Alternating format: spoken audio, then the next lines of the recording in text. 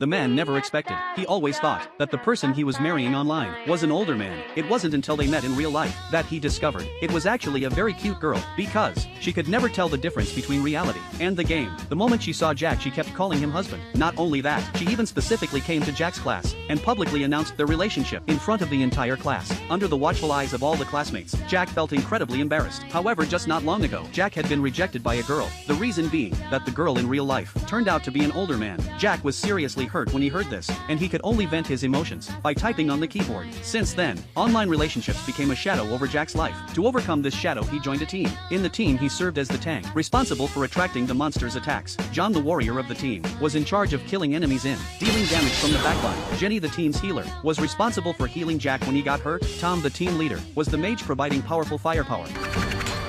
The reason his skills were so powerful was because he had spent a lot of money, but every time the three of them worked together, it would inadvertently hurt Jack. Fortunately, Jenny always used her resurrection skill to bring Jack back to life right there. However, Jenny also made mistakes, sometimes, like healing the wrong target or healing monsters. During missions, she would chat and get lost in dungeons. Her repeated mistakes often led to Jack's death. At this point, Jack wanted to complain, but Jenny's cute pout made him drop the subject. Before he knew it, the team that the four of them formed had been for a year. While chatting one day, John mentioned how he had been rejected when he confessed in real life. This inevitably made Jenny start complaining to everyone. It turned out that every time she confessed to Jack, he always rejected her. When everyone asked Jack why, Jenny revealed the reason: because Jack's previous confession was to an older man. After hearing this, the others secretly started laughing at Jack. At this point, Jenny told Jack that she was actually a girl. In real life, seeing that Jack seemed to not believe it, the guild leader immediately suggested holding an offline meetup. Jack was the first to arrive at the agreed location. At that moment, a girl grabbed his shirt. Jack, scared, turned his head away. What he didn't expect was that the girl in front of him was the one who would confess to him. However, when Jenny saw Jack in person, she immediately hugged him and kept shouting his name. Hearing Jack's online name,